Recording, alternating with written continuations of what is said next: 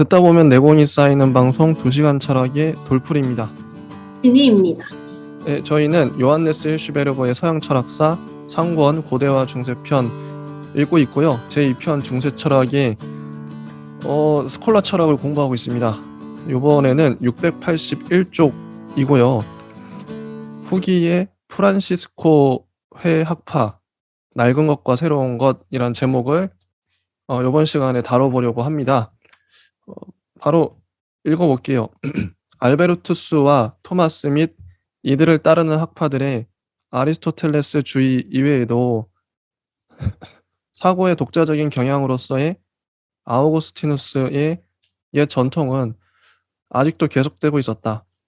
언제나 이 아우구스티누스주의의 대표자들은 프란시스코 회원들이었다.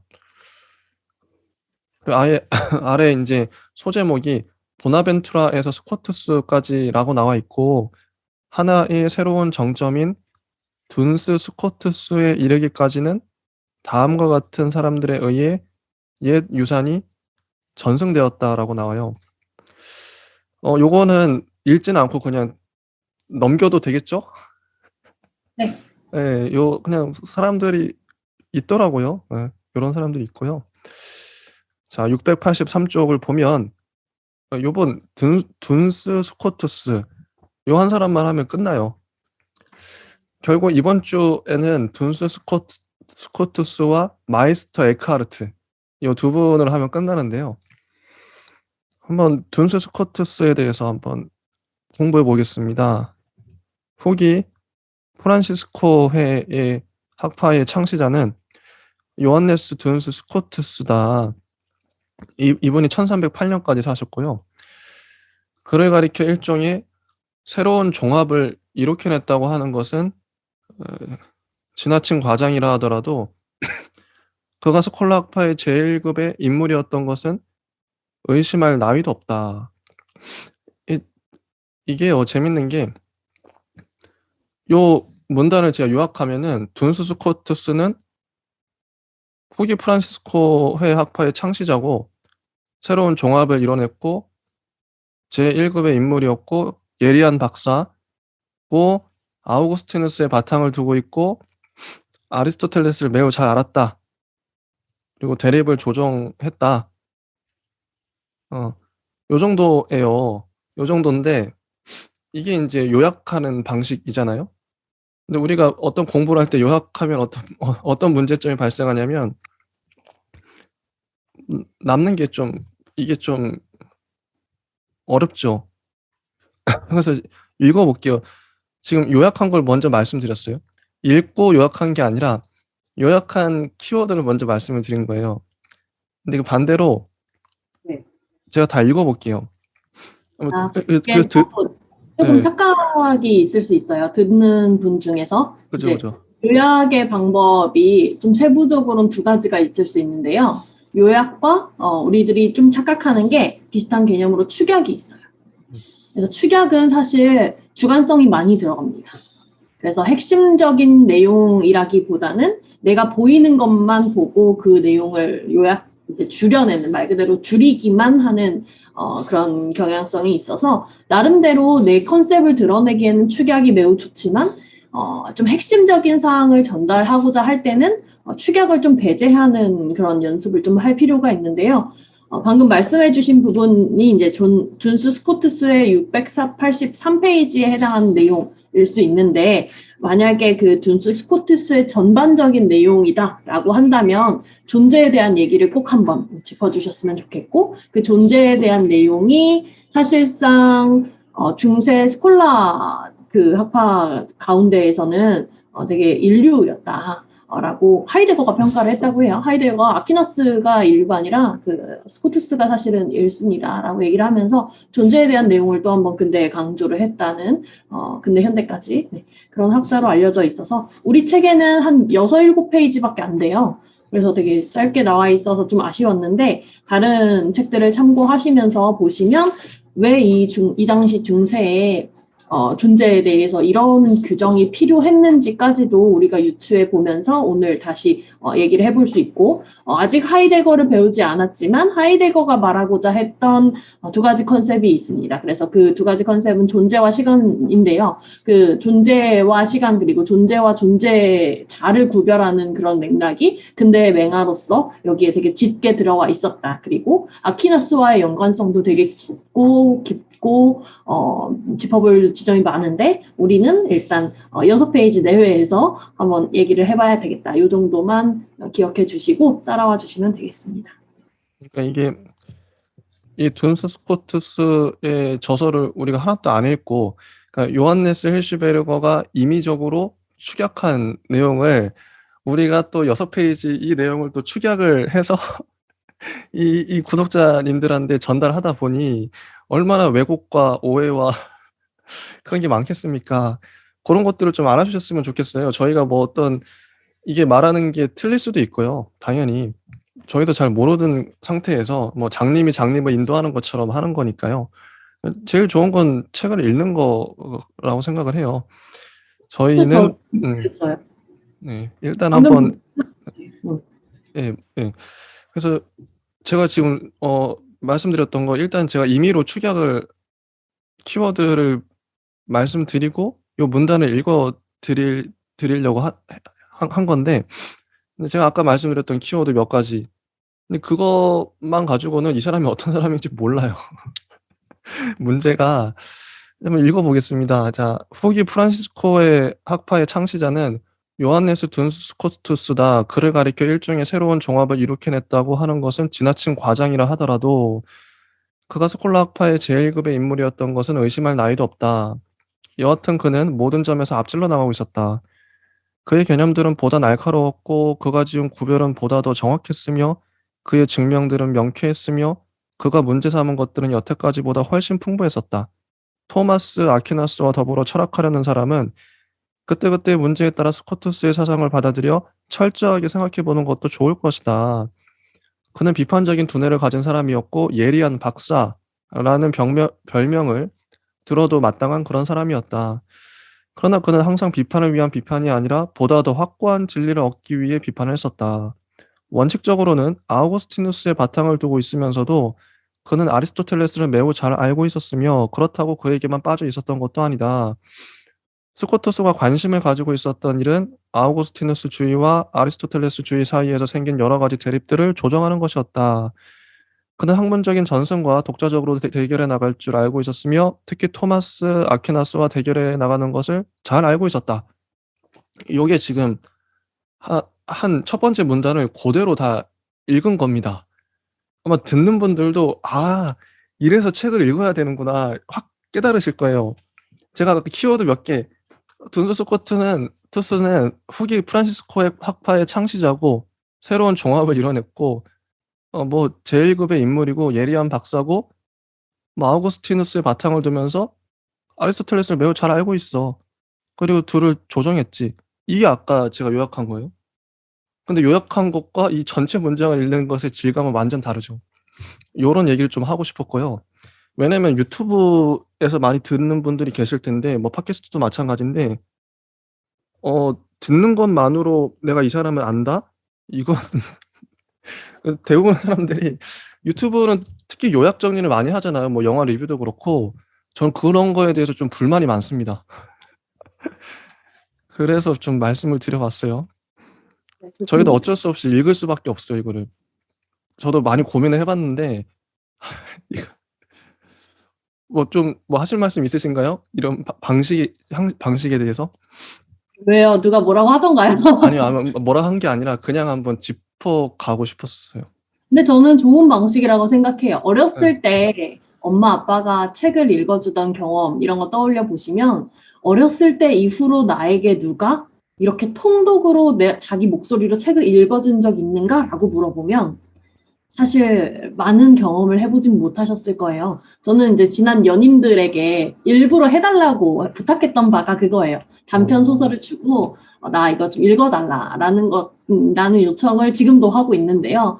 그게 사실은 제가 묵독으로 스스로 읽어내는 거랑 내가 내 목소리로 읽는 거랑 혹은 눈으로 그냥 휙휙 읽는 거랑 다른 사람이 읽어주면 다른 사람의 관점대로 호흡 안에서 멈춰가면서 혹은 그가 모르는 단어에 뭐 틀려가면서 읽는 부분들이 내 귀에 꽂히게 되는데 그것이 상당히 다른 생각들을 열어주게 되더라고요. 그래서 사실은 이게 좀 지지부진하게 느껴질 수 있고 좀 효율적인 방법은 아니라고 생각해요. 근데 우리가 효율을 추구하기 위해서 이 작업을 하는 것은 아니기 때문에 관계없고 이 작업 안에서는 충분히 우리가 추출해낼 수 있는 바가 있고 그 부분을 상당히 뭐 집중을 하던 아니면 반집중 하시면서 뭐 집안일 하시면서 들으시는 분들도 계시겠죠. 그런 분들께서도 귀에 한두 문장 정도 기억해 가실 법한 것이 있으면 저는 그걸로도 충분하다고 생각해요. 책을 이렇게 두꺼운 걸 읽고도 자기가 한 문장 정도도 기억 못하는 사람들이 되게 많거든요. 그래서 이거는 좀 여담이지만 어떤 이야기를 듣거나 뭐 팟캐스트든 유튜브든 책을 읽는 것도 마찬가지로 나에게 다 읽고 나서 다 듣고 나서 나에게 한 문장 혹은 나에게 키워드 하나 정도는 남겨가야 하는 것인데 그 연습을 계속적으로 해보시면 아마 충분히 득을 보시지 않을까 싶습니다. 네, 전 충분히 좋습니다. 지금도. 맞아요. 그래서 읽고 있고요. 그래서 이 부분 한 문단인데요. 또 중요한 부분은 저희가 읽고 나가면서 저는 이제 또 한 번 읽었지만 돌풀님께서는 2번 이상 읽으신다고 하더라고요. 그래서 아마 돌풀님께서 짚어주시는 부분이 여기 이제 스코투스의 예리한 박사 못지않게 또 보고자 하는 부분 아니면 준비하신 것들이 많을 테니 그 부분들 따라가면은 또 더 좋은 정보가 될 것이고 저 역시도 읽으면서 잘 보였던 부분들을 또 다른 질문으로 만들어서 여러분께 제공해 드리는 게 저는 좀 의미가 있다고 생각을 해서 몇 가지를 이야기 드리면 그냥 일반 정보로서 스코투스가 그를 가리켜 일종의 새로운 종합을 일으켜냈다라고 해서 두세 번째 문장에 나오는데요. 이 부분에 조금 집중을 해주셔야 될 것 같아요. 새로운 종합이라고 한다면 누구와 대척에 있는지 알 수 있을 거예요. 종합이라고 한다면 우리가 직전까지 했던 아퀴나스겠죠. 그래서 아퀴나스와 다른 의미로서의 종합을 이루어냈는데 과연 어떤 종합일까? 이것들을 계속 생각해 나가시면서 따라오시면 좋겠고 그렇다고 해서 아퀴나스를 완전히 배제한 건 아니에요. 충분히 되게 영향관계를 많이 받았고 우리가 고대에서부터 계속 얘기했던 것이 누가 어떤 사상가가 어떤 이론가가 누군가를 또는 어떤 이론을 비판할 때는 그 비판자가 아주 충실한 독자일 확률이 매우 높아요. 그래서 약간 덕후가 그 덕질하는 대상에 대해서도 사실은 되게 충실하게 비판할 수 있잖아요. 그런 맥락이고 예리한 박사라는 칭호를 받은 이유에 대해서도 이 부분, 새로운 종합을 일으켜내었다라고 하는 부분과 매우 밀접하게 관련이 있는 걸로 보입니다. 그래서 어떤 방법론을 채택해서 이 당시, 특히 중세 후기에 어떤 맥락을 취하려고 했는지를 잘 정리를 해 놓으시면 스코투스가 이제 토마스 아퀴나스를 능가하는 철학자다라고 말하고 있는 하이데거의 목소리도 좀 이해를 하시면서 나가실 수 있을 것 같습니다.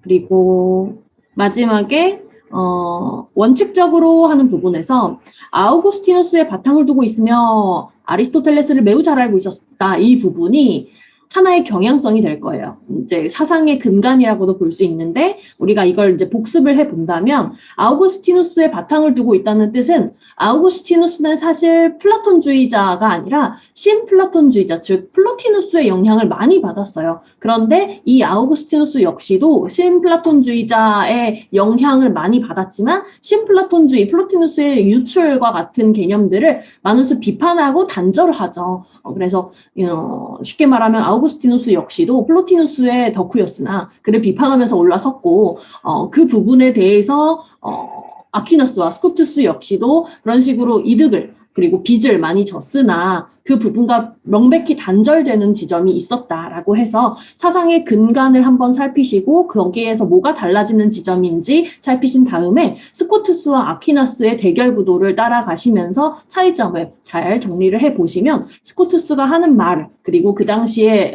의의에 대해서 오늘날 왜 이 사람을 오늘날 지금 여기에서 읽어야 되는지까지도 추출해 볼 수 있을 것 같습니다. 684쪽 보시면 생애와 저작이 짧게 나오는데요. 스코투스는 옥스포드, 캠브리지, 파리 등지에서 교수로 역임했었다. 1307년 그는 쾰른으로 초청되었으나 그 얼마 안 되어 불과 42세라는 젊은 나이로 거기서 죽었다. 근데 왜 이렇게 빨리 죽었는지는 책에 이유가 안 나와요. 뭐 병으로 죽었는지 뭔지 모르겠어요. 그의 생애는 짧았으나 그의 저작은 놀랄 만큼 방대하다. 예, 요 정도. 근데 이분을 제가 알라딘에서 검색을 해보니까 책이 없어요. 한 권인가 있고요. 둔스 스코투스의 전반적인 생애 철학을 정리해 놓은 책이 한 권 정도 있고 없어요, 저작이.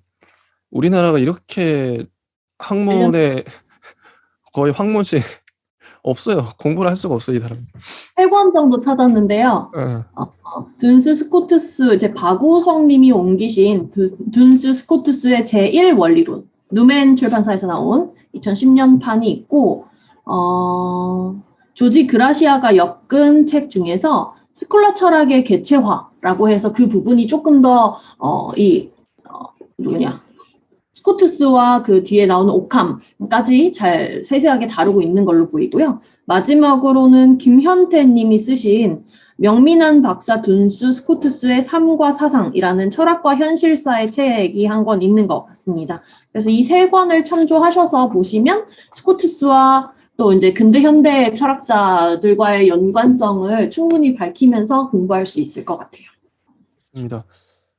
여전히 이제 진희님이 말씀해 주시겠지만 둔스 스코투스의 사상을 이렇게 정리한 책은 있지만 이분의 저작은 한 권도 없다. 번역된 게. 이 정도예요. 우리나라 상황이. 안타깝죠. 자, 685쪽 보겠습니다. 지식과 신앙을 에워싼 종래의 문제들에 관한 그의 태도를 살펴보면 당장 스코투스의 근본적인 태도가 아우구스티누스적이라는 사실이 드러난다. 신에 관한 철학적인 지식은 제한되고 가장 중대한 해결은 신앙에다 기대를 걸게 된다. 그리고 아베로에스가 생각했던 것과는 반대로 형이상학의 대상은 신이 아니라 아베켄나가 말한 바와 마찬가지로 존재 자체다. 이게요. 바로 앞에 문장에서 신앙, 가장 중대한 해결은 신앙이라고 얘기했는데 요 바로 뒤에 문장이 형이상학의 대상은 신이 아니라 존재 자체다라고 얘기를 해요. 엄청난 반전이죠. 아니 신 얘기를 할 것 같은데 신이 아니라 존재를 얘기하죠. 자연적인 지식은 감성적인 직관으로 거슬러 올라갈 수 있을 때에만 확실한 것이다. 그러나 비감각적인 사물들의 세계는 우리들에게는 감춰져 있고 원인으로 거슬러 올라가는 추리에 의해서만 파악될 수 있다. 그런데 이런 추리는 항상 불명확하며 매우 일반적이다. 그래서 예컨대 신의 참된 본질 개념은 자연적인 이성에는 감춰져 있다. 결국 이제 신과 자연, 이 세 개를 동시에 얘기하고 있는데 그 관계, 어떻게 보면 그 관계성을 얘기하고 있다는 생각이 들어요. 자, 예컨대 신의 참된 본질 개념은 자연적인 이성에는 감춰져 있다. 사실 우리들은 신을 최고의 존재, 첫 번째의 것, 무한한 것 등으로 규정할 수가 있다. 그러나 이러한 규정들은 여전히 혼란된 개념이다. 사실에 있어서 신은 그 이상의 것이며 전능하고 전지하다. 그런데 이 모든 것들은 신앙과 신학을 통해서만 밝혀진다. 그럼에도 불구하고 일종의 그리스도교 형이상학은 가능하다. 신과 불멸에 관한 여러 진리들은 그것이 신앙에 의해 우리들에게 계시된 후에야 형이상학 안에서 철학적으로 분석되고 철저하게 사고된다. 이런 일은 이미 안셀무스가 했던 것과 같다. 스코투스도 그의 논문 제1원론에서 이와 같은 일을 시도하고 있다. 스코투스가 자연적인 이성의 타당 범위를 형이상학적인 것들에만 한정시키고 있다는 것을 우리들은 특별히 자연적인 도덕 법칙에 대한 그의 태도를 보고 잘 알 수 있다. 토마스가 이러한 도덕 법칙의 내용 전체를 이성적으로 통찰하고 증명할 수 있는 것이라고 본 것과는 반대로 토마스 아퀴나스는 이성에 대한 확신을 갖고 있었죠. 이성으로 도덕 법칙 내용 전체를 알 수 있다고 생각했어요. 근데 반대로 둔수 스코투스는 이렇게 통찰하고 증명할 수 있는 것은 10계명의 처음에 3계명뿐이고 나머지 7가지 계명에 대해서는 불가능하다고 선언했습니다. 예컨대 살인과 일부 다처는 인정하고 사유재산은 허용되지 않는 그런 사회질서가 있다고 생각할 수도 있다. 토마스 아퀴나스는 이성이 필연적인 것이기 때문에 10계명의 모든 계명들이 변경될 수 없는 것이라고 생각했으나 스코투스는 오직 처음에 나오는 3가지 계명만 그렇다고 생각했다. 왜냐하면 이 3가지를 변경할 때에는 내적인 모순이 생기나 다른 것들은 그렇지 않기 때문이다. 그렇게 해서 자동적으로 마지막 7가지 도덕 법칙들은 신의 의지에 관계되는 것으로 되나 토마스에 있어서처럼 이성의 내용은 아니라는 것이다. 스코투스는 토마스만큼 이성을 신뢰하지 않는다. 그는 보다 더 비판적이며 따라서 순수한 이성의 한계를 보다 더 좁게 한정한다. 아마 그는 이렇게 함으로써 아베로에스 학파의 철학이 만능이라고 하는 요구를 제한하려고 했을 것이다. 여기에 이제 한 문단을 읽은 건데요. 자, 진희님은 어떻게 보셨는지 궁금하네요. 네, 말씀해 주신 것처럼 우리 철학사에서는 그 신의 문제 자체를 우리가 지난번 이제 중세 들어갈 때부터 계속 짚었던 부분인데 신 존재 자체를, 신 문제 자체를 철학적 지평에서 본질적으로 다루거나 취급하거나 하지 않았어요. 그것을 언제나 다른 말로 바꿔서 했었고, 우리가 아퀴나스 할 때도 존재 개념으로 계속 등장을 시켰고, 창조주 아니면 존재 자체 아니면 보편 원인 아니면 절대자, 무한자 이런 것들로 얘기를 해왔었는데 역시 그러하고요. 스코투스가 또 이 정묘한 박사 혹은 명묘한 박사라고 칭호를 받았던 이유도 그의 논문 안에서 아니면 자기의 이제 공부하는 습관, 탐구 연구하는 습관이 조금 아퀴나스와는 다른 종합을 했기 때문에 이런 칭호가 붙었다라고 하는데요. 아퀴나스는 종합을 함에 있어서 되게 체계적으로 했었죠. 이제 아리스토텔레스를 많은 수 인용하면서 금지되었던 것들에 대해서도 충분히 발화를 할 수 있는 위치에도 있었고, 그런데 이제 스코투스 같은 경우는 논의 자체를 따져보면 그 안에 모순이 되게 많았다고 합니다. 그래서 아퀴나스와는 조금 다른 맥락의 종합이면서 그 종합의 틀 안에서 들어가서 보면 모순 지점이 되게 많았고 그 모순 지점들 때문에 그만의 일관된 어떤 체계, 통일성 있는 체계 이런 것들에 대한 발견이 조금 어려웠다. 그래서 스코투스를 좀 짧은 시간 안에 정리를 한다거나 아니면 그의 도식화로서 그의 논의는 이런 걸 말해라고 간략하게 시각화해서 보여주기에는 좀 어려운 지점들이 많았다는 거죠. 그런데 대신 이 맥락에서 스코투스가 이런 칭호를 받게 된 이유는 이 철학 자체를 혹은 이 신학이나 신앙에 대해서 이제 논의하고 있는 종합하고 있는 자체를 도식적 체계 자체에 가두지 않으려고 계속적으로 노력하고 시도했던 사람이고요. 그래서 오늘날까지 되게 훌륭한 철학자로서 계속 이야기가 되고 있는 것이고 선구자로서 얘기가 되기도 하죠. 그런 맥락이 있고 그런 맥락 안에서 사실은 모순 지점, 계속 자기가 마주하는 모순 지점을 넘어가면서 일관되지 않은 종합임에도 불구하고 하나의 틀을 완성하기까지 되게 섬세하고 미묘한 작업들이 이어졌을 거예요. 그래서 그 섬세한 철학자였다라는 명묘한 박사 혹은 정묘한 박사 이런 칭호가 붙었을 것이다라고 얘기를 했고요. 실제적으로 이런 방법론 혹은 이런 연구 때문에 아퀴나스와 같이 대척해서 아퀴나스가 실제로 보지 못한 부분까지도 잘 짚어내고 있는 스코투스의 모습을 추출해낼 수 있다고 합니다. 그래서 하나의 체계화를 잘 시킨 이론가, 그리고 그 체계화 속에서 빠져나가는 것들, 나머지 것들을 잘 포섭하려고 했던 아퀴나스의 노력 안에서 두 사람 모두 다 훌륭한 학자다라고 읽어낼 수 있는 부분을 알아주셨으면 좋겠고, 사실은 철학이라는 게 아주 세밀하고 미묘한 작은 그런 입장의 차이가 정반대의 철학적 논의로 가기도 하죠. 그래서 그런 맥락들을 살펴봤을 때 아퀴나스와 대척에 있다고 쉽게 얘기하기는 좀 미묘하지만 그럼에도 불구하고 정반대의 방향으로 가는 것처럼 느껴지는 것은 사실은 이 둔 스코투스가 취하고자 했던 그런 세밀한 명밀한 방법론 때문에 미묘하게 달라지는 그런 입장 차이 때문에 생겨난 일이구나라고 알아주셨으면 좋겠습니다.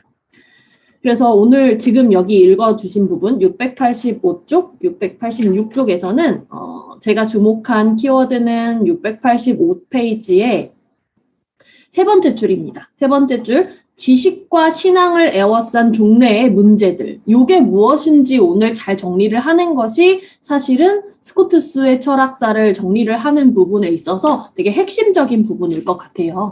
혹시 지식과 신앙의 종래의 문제들이 뭐였을지 기억하시는 바 혹은 떠오르시는 바가 있는지 한번 여쭤보고 싶은데 기억나는 게 있으신가요? 중세 혹은 중세 후기 지식과 신앙의 종래의 문제. 아니 많이 있겠죠.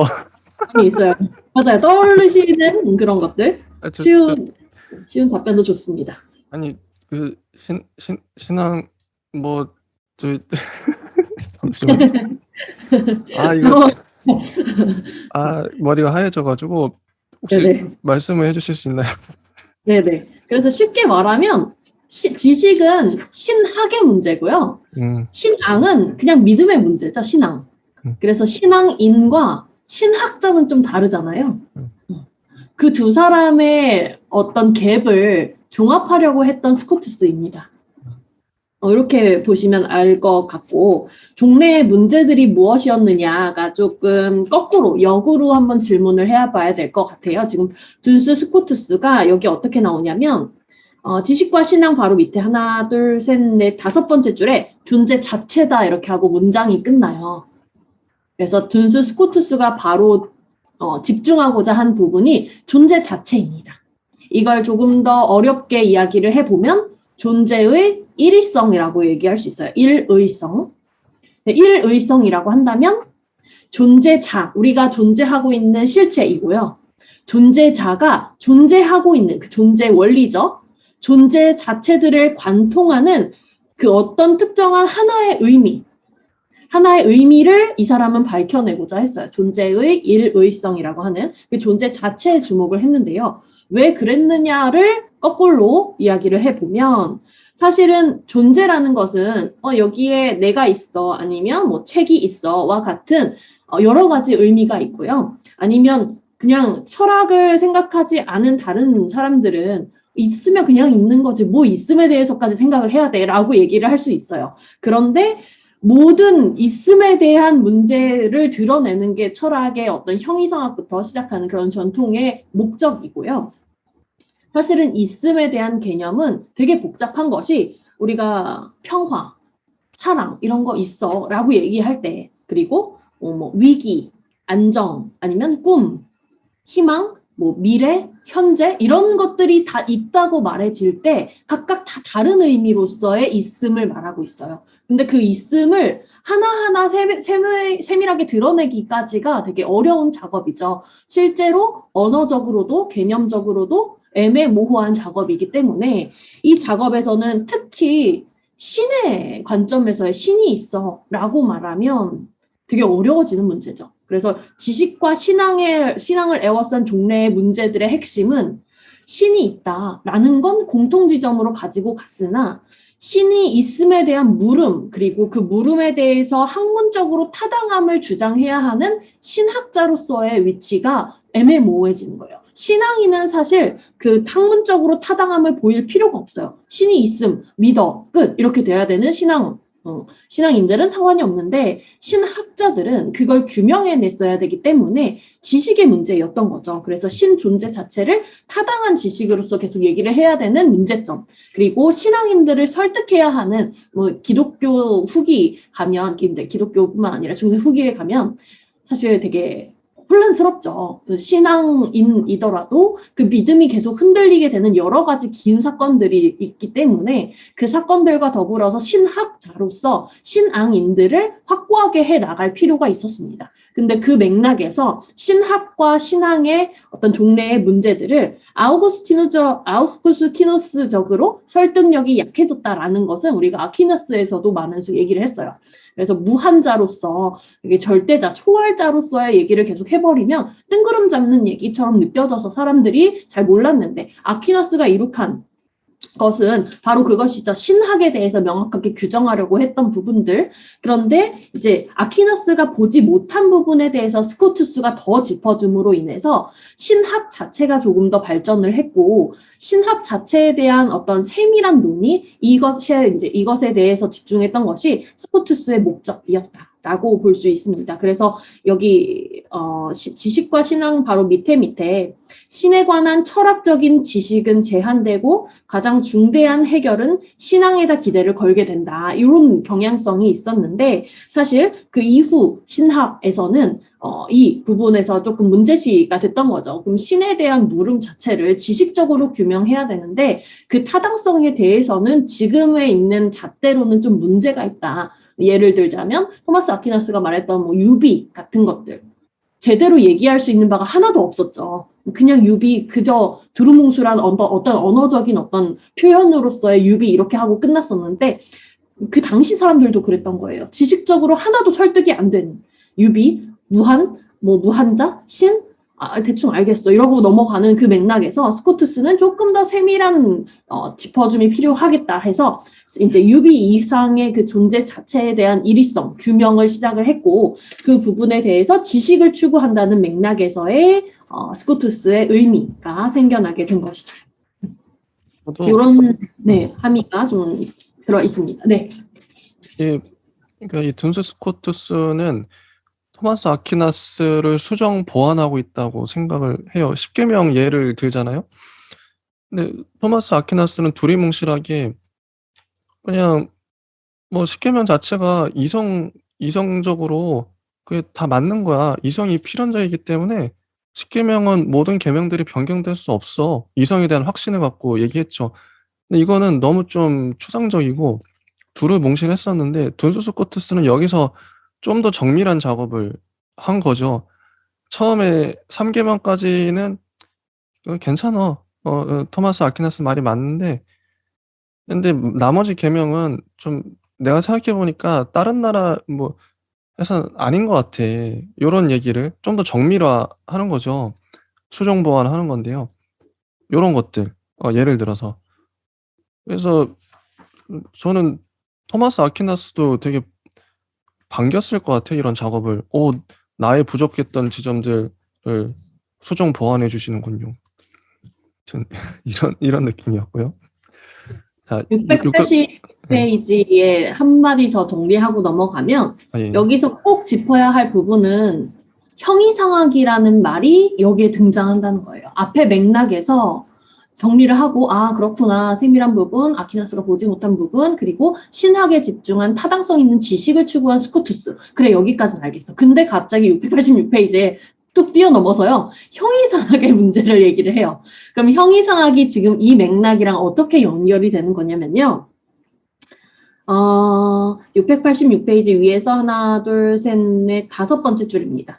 신과 불멸에 관한 여러 진리들은 그것이 신앙에 의해 우리들에게 계시된 후에야 형이상학 안에서 철학적으로 분석되고 철저하게 사고된다. 그래서 스코투스가 제1 원인론과 같은 것들에서 시도를 하면서 자연적인 이성의 타당 범위를 형이상학적인 것들에만 한정시키고 있다는 것을 보여주면서 이제 토마스의 얘기를 같이 병렬적으로 얘기를 진행시키고 있죠. 그런데 여기에서의 형이상학이 어떤 방식으로 앞에 맥락이랑 연결이 되냐면 결론부터 말씀을 드릴게요. 스코투스는 존재의 일의성이라고 해서 존재의 일원리, 여기서도 제1원인론 이렇게 나오죠. 그걸 알아내려고 했어요. 지식적으로. 그래서 신에 대한 어떤 형이상학적인 학문으로서의 신학, 형이상학적인 학문이라고 한다면 우리가 형이상학은 본질이란 무엇인가 이런 것에서부터 시작하는 것이었죠. 그래서 신에 대한 형이상학, 신에 대한 형이상학이라고 한다면 신의 본질이란 무엇인가 이렇게 되는 그 부분을 학문으로서, 신앙이 아니라 학문으로서 세우는데 꼭 필요하다라고 생각했기 때문에 존재의 일일성과 신에 대한 형이상학이 계속 나오게 됩니다. 뒤에 가서도. 그래서 그 부분들을 좀 짚어서 계속 생각해봐 주셨으면 좋겠고, 그 이상의 재밌었던 내용들은 조금 더 읽고 같이 나누면 될 것 같습니다. 저희가 디테일하게 하다 보니 벌써 37분이 흘렀는데요. 뒤에 거는 쭉 읽어 나가시면 될 것 같아요. 예, 일단 뭐 해볼게요. 예. 의지, 다음 문단은 그거예요. 이성보다 의지다. 이 얘기입니다. 이게 또 이렇게 요약하면 뭔 말인지 모르시겠죠? 그래서 좀 중간중간에 제가 별표 친, 제가 나름 중요하다 생각했던 문장들 읽어볼게요.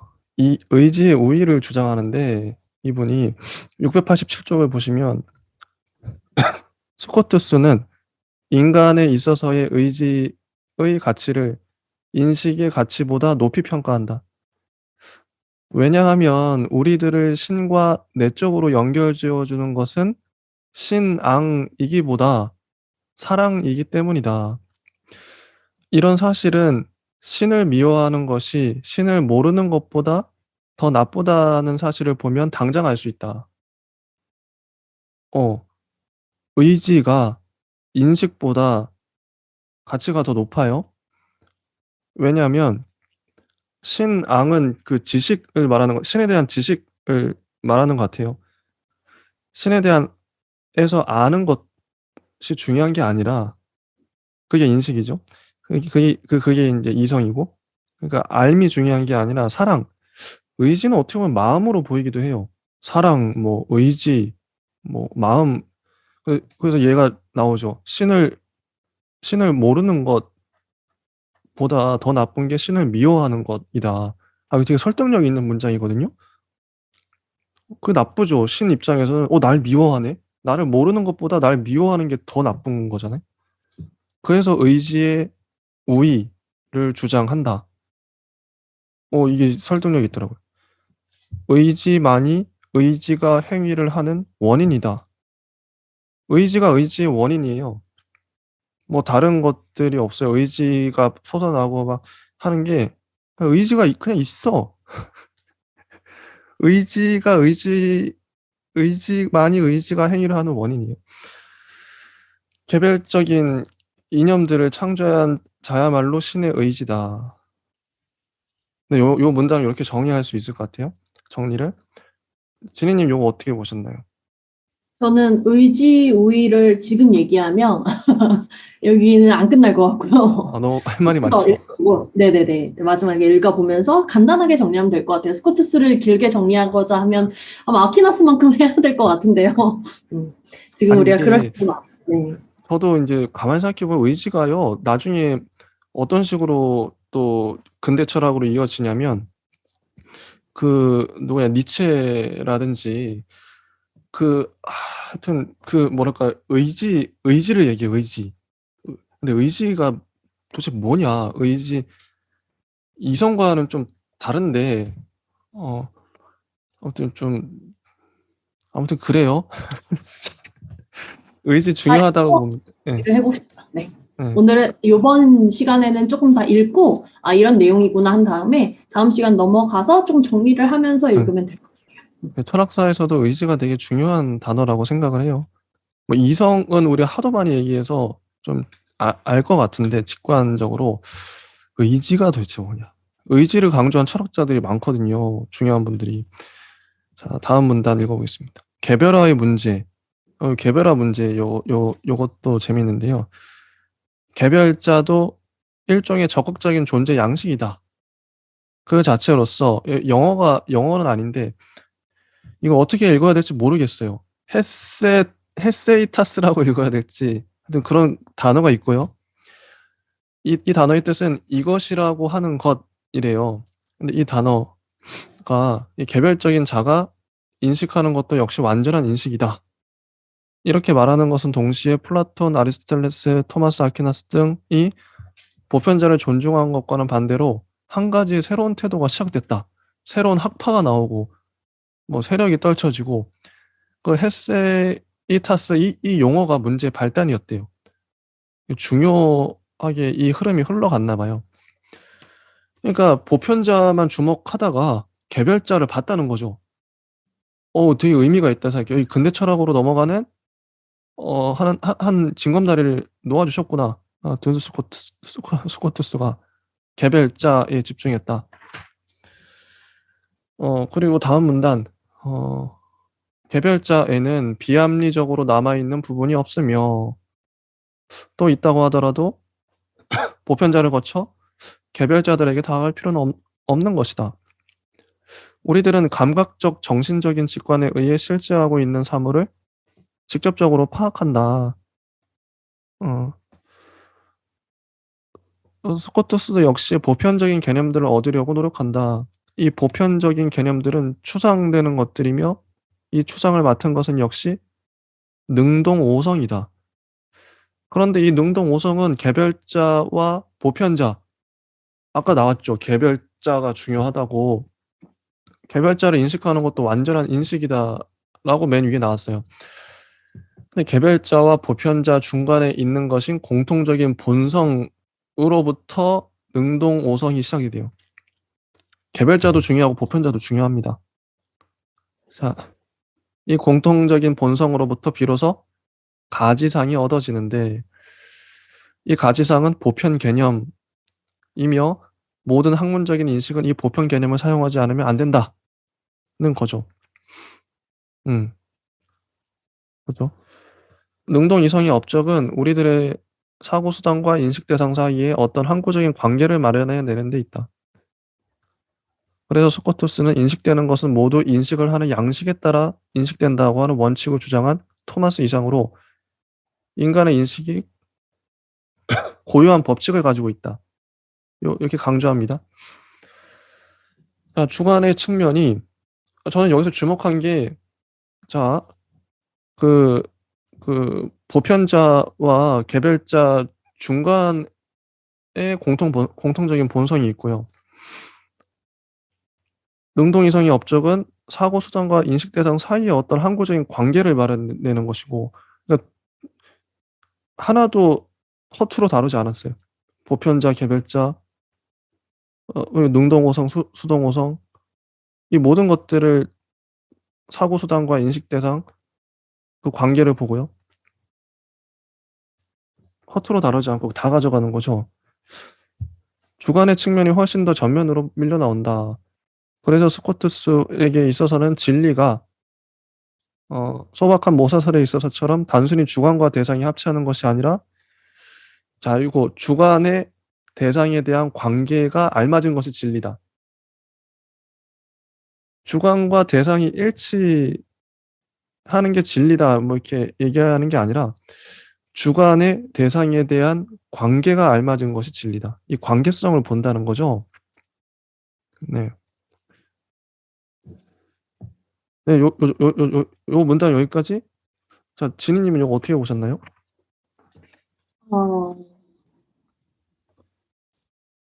이 문단의 끝이 네. 들을 수 있는 말이다 이후에 개별화의 문제 이렇게 이어지는 부분이죠. 네, 개별화 문제.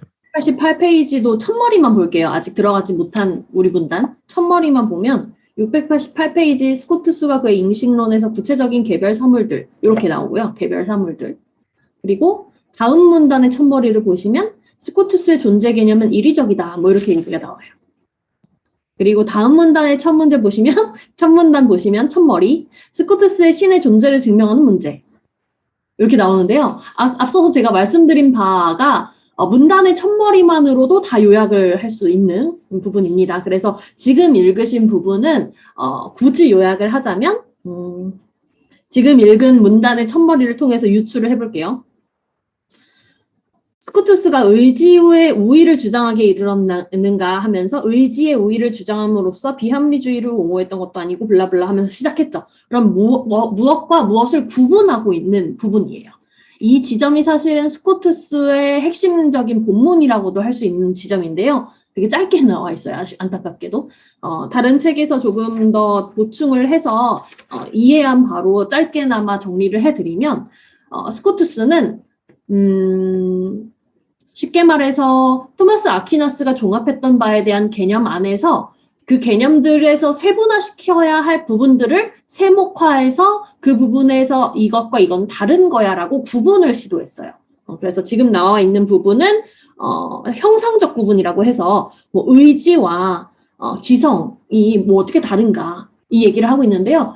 오늘날 현대인들이 보기에는 정말 당연한 얘기예요. 지성은 나 우울해 라고 하면 나 우울한 걸 안다는 뜻이잖아요. 우울에 대한 개념을 안다는 뜻이고 그리고 나 우울해 또는 우울에 비슷한 개념인 나 심심해 이런 개념이 있다면 나 우울을 좀 극복하고 싶어. 극복하는 방법 찾아본다거나 심심하면 나가서 놀아야지 뭐 해서 친구들 연락한다거나 그건 의지에 해당한다는 거죠. 그래서 형상이라고 한다면 정신적인 어떤 작용의 의미인데요. 정신적인 작용의 어떤 의미, 지성과 의지와 같은 것들을 이 이전에는 체계로서 하나로 묶여 있었던 것을 스코투스는 구분을 했다는 거고요.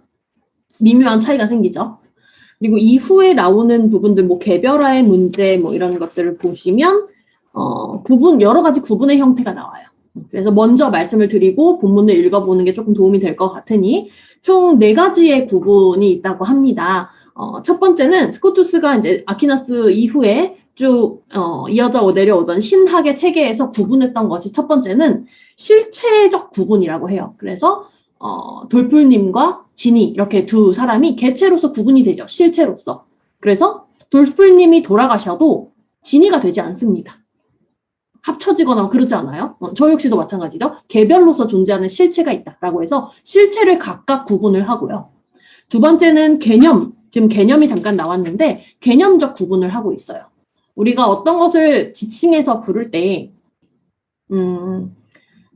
금성을 가리켜서 우리는 금성이야 이렇게 부르기도 하고요. 또는 개밥바라기 별이야 이렇게 부르기도 하죠. 그런데 그 두 가지의 지칭은 하나의 개념을 가리키긴 하지만 두 가지는 다른 뉘앙스를 가지고 있죠. 뉘앙스를 조금 더 집중하다 보면 약간 미묘하지만 다른 의미를 가질 수도 있어요. 내가 굳이 금성이라고 쓰지 않고 개밥바라기 별이라고 얘기했을 때의 의미가 부여가 되는 거죠. 그랬을 때의 개념적 구분을 스코투스가 하고 있고요. 그 당시에. 그리고 세 번째는 형상적 구분, 아까 말했던 지성과 의지, 이와 같은 이 정신작용으로서의 구분을 하고 있고 마지막으로 네 번째는 양태적 구분을 하고 있습니다. 우리가 봤을 때 정도의 구분인 거죠. 양태 정도. 그래서 같은 장미, 같은 꽃이지만 각자의 상황이 달라요. 이것은 조금 더 시들었고 얘는 조금 더 싱싱해. 이런 구분을 했다는 것 자체가 사실은 그 이전의 스콜라 철학의 어떤 맥락과 미묘하게 달라지는 개념들이 생기기 시작했다는 거예요. 이런 미묘한 지점들은 사실상 되게 큰 차이를 만들어내고 그 큰 차이는 마지막에 존재의 일위성에서 되게 큰 효과를 보이는데 그 부분에 대해서 나와 있는 본문 지점입니다. 부분을 했네요. 그러면 689쪽에 이 아래 문단을 읽어보겠습니다. 스코투스는 존재 개념은 일의적이라는 가르침으로써 신에 관한 우리들의 진술에 있어서 입에 많이 오르내린다. 유비적 진술이라고 나오는데요. 690쪽을 보시면 가령 존재에 관해 말하는 것이 뜻을 가져야 한다면 사물들이 아무리 극단적인 차이가 있다고 하더라도 같은 이름과 같은 개념을 가지고 있어야만 한다. 어떠한 유비에 있어서도 공통적인 것과 같은 것이 항상 있어야만 한다. 이런 것은 앞서간 사람들이 그렇게 말하지 않았던 한 가지의 사상이다. 이런 비슷한 문장이 앞에서도 있었죠. 우리 개별자, 개별주의에 대해서 아까 헤세이타스 요것도 아무도 얘기 안 했던 것들인데 요런 시도를 했던 게 되게 고마워요. 그래서 이 의미는 인제 또 이게 어떤 의미인지는 좀 있으면 지니 님께서 풀어 주실 거라 생각을 하고 그래서 어 이 이 이 가장 보편적인 존재란 가장 잘 알 수 있는 것이요. 그 자체로서 형이상학의 대상이다. 이 가장 보편적인 존재는 초월자이며 무한한, 유한한, 필연적, 가능적 요런 등의 규정들에 의해 양상적으로 한층 더 자세하게 규정되게 한다. 네. 그래서 뭐 이 양상이라는 것에 의해서 스코투스 이전의 사람들이 초번성적인 존재, 관여적 존재, 필연적, 우연적 존재 등등의 개념에 의해 구별지었던 구별이 다시 나타나요. 이렇게 해서 유비의 문제점의 핵심이 구제됨과 동시에 유비 사상 자체도 구원받게 된다. 왜냐하면 이데아건 양상적으로 다양할 수 있는 가장 보편적인 존재이건 간에 공통적인 것과 이미 알려진 것이 있어야만 비교될 수 있기 때문이다. 이게 도대체 뭔 소린가? 저 지니 님은 어떻게 이걸 해석을 하셨는지 궁금합니다. 네, 앞선 맥락이랑 유사할 수 있는데요. 이게 토마스 아퀴나스랑 좀 다른 지점으로 얘기가 여기 힐시베르거가 얘기를 하고 있는 것 같아요. 아퀴나스 이게 이제 한마디로 요약을 한다면 우리가 아까 시작할 때 신에 대해서 본격적으로 다루거나 하지 않았다고 했죠. 철학사에서 철학의 지평 내에서. 그래서 그 토마스 아퀴나스까지는 그게 되게 중요했어요. 신에 대한 얘기는 곧 존재에 대한 얘기였고, 뭐 무한자에 대한 얘기였고, 보편 원인에 대한 얘기. 그것이 다 신에 대한 원리와 같은 것이었어요. 그래서 말하자면 여기 지금 스코투스 맥락에 써 있는 것들로 정리해서 얘기를 하자면 아퀴나스에게 존재에 대한 학문은 곧 신에 대한 학문이었어요. 그런데 스코투스는 그게 아니다라고 본 거죠. 아까 이제 잠깐 얘기를 했던 것이 형이상학에 대한 탐구 대상 이런 단어가 나왔는데 스코투스는 신학에 대해서 체계를 세우려고 했고 존재의 일일성을 탐구하는 방식으로 신학에 대한 구체적인 사항을 지식적으로 타당하게 밝히려고 했는데요.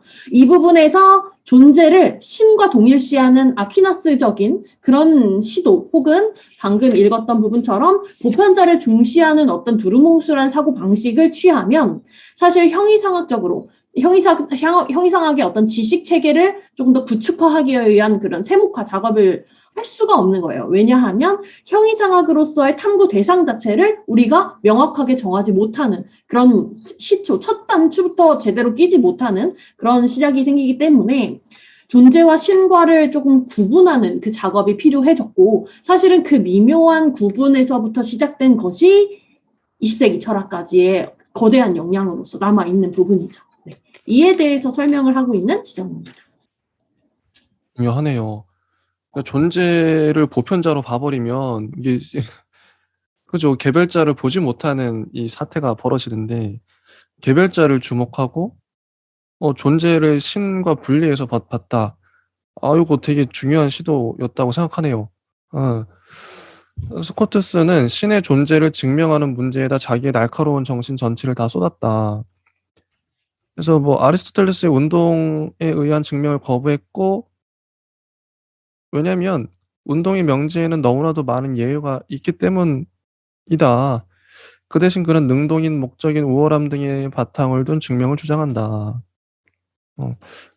그 여기서 앞세우고 있는 철학적인 해명 즉 일반적으로는 원인 개념, 특수하게는 인과 원리, 그리고 무한으로 후퇴하는 것은 불가능하다고 하는 것 등등에 관한 철학적인 해명은 신증명을 체계적으로 서술하려는 모든 시도들이 다 참조해야만 할 것이다. 예, 요 정도 끝. 자, 뭐 정리하는 이제 다 끝났어요. 뭐 스코투스 학파 요거는 읽을 것도 없는 것 같고 그냥 몇 명 사람 그냥 나오고요. 이름 나오고 자, 좀 지니 님께서 그 둔수 스코투스에 대해서 정리를 좀 해 주시죠. 네, 시간 괜찮나요? 괜찮습니다. 충분히. 네. 감각적인 어떤 부분을 한번 생각해 볼 수 있을 것 같아요. 감각이 사실은 감각이라는 지점 개념 자체가 되게 시간성에 입각한 개념이잖아요. 우리가 꽃을 보고 저 꽃 예쁘다. 예쁘다는 개념은 뭐 싱싱하다, 빨갛다 뭐 이런 것들이 있을 수 있는데 그것은 되게 시간성에 있어서 현재적인 관념이죠. 시간이 지나면 시들게 마련이고요. 빨간 것은 검게 변하게 되겠고 이런 감각적인 부분에 대해서 한번 생각을 해봐 주시고 감각적인 부분을 무한으로 혹은 유한자로 생각을 했을 때 스코투스는 어떻게 생각을 했을까?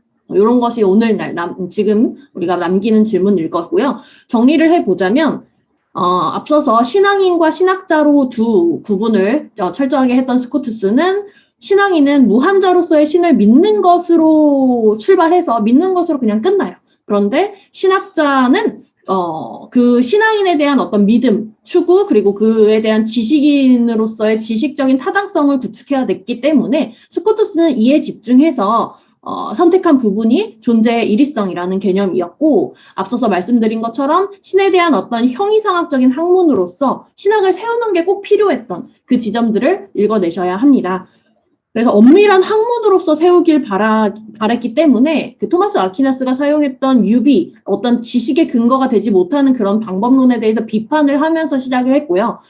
그랬던 미묘한 지점들이 유비를 완전히 거부하지는 않았어요. 그럼에도 불구하고 그랬던 미묘한 지점들이 사실은 신과 다른 모든 존재자들에게 그 어떤 존재의 공통으로 통용될 수 있는 존재의 의미, 그런 부분에 대해서 좀 더 강조됐다는 점에서 현대 철학 20세기 하이데거가 되게 높게 평가한 지점이었다라고 할 수 있고 한 가지 더 남겨드린다면 신을 무한성으로 생각을 한다라고 얘기하는 지점이 계속 아우구스티누스부터 계속 나오고 있죠. 무한성 그리고 인간을 유한성으로 보고 있는데요. 그 두 가지 구도는 되게 익숙해요. 그런데 스코투스가 짚어내는 부분은 신에 대한 무한성이라고 얘기를 해버리면 인간은 끝까지 알 수가 없어요. 그냥 그저 유비로서만 알 수 있고요. 아퀴나스 관점에서 얘기를 하면 유비로 접근하는 건 사실 지식으로 우리가 실증적으로 보여줄 수 없음을 인정하고 가는 것이기 때문에 신에 대해서 알 수 없는 것이라고 전제하고 그에 대해서 신에 대한 헤아리기, 어떤 그냥 헤아림이죠. 알 수 있는 게 아니라 헤아리기를 인간은 그럼에도 불구하고 게으르지 않게 계속 해나가야 된다 하고 종합하고 끝내요. 근데 이거를 이제 스코투스는 아유 좀 마음에 안 들어 라고 하면서 이 지점의 개념을 구분합니다. 무한성, 유한성을 인간은 유한성을 부정해서 신의 무한성이 얻어졌을 뿐이에요. 이게 되게 중요한 지점인데 신은 무한하다라고 하면 초월로 보내지는 그런 아퀴나스까지의 논의와는 완전 다르게 인간이 유한하다는 건 알 수 있잖아요. 뭐 죽음으로든 무엇이로든 꽃은 시들고 동물은 죽고 인간도 역시 죽고 병들고 되는 그런 지점의 유한성을 부정한 거죠. 그냥 단지 낮 유한성으로 신을 규정한 거예요. 그러면 신에 대한 규정은 인간의 유한성으로부터 나온 개념이 됩니다. 거꾸로 된 거죠. 신에 대해서 인간이 추출된 것이 아니라 인간의 개념에서부터 신의 무한성이 추출된 개념으로 얘기를 해요.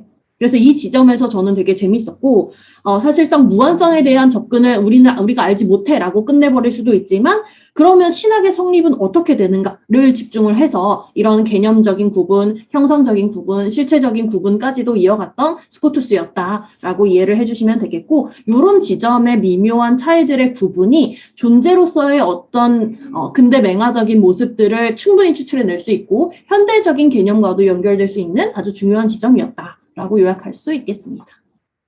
솔직히 말해서 저는 뭐 요한네스 힐슈베르거가 정리한 이 둔수 스코투스보다 오늘 그 진희님께서 말씀해 주신 걸 그대로 이제 문장으로 다듬어서 책으로 내면 더 이해도 잘 되고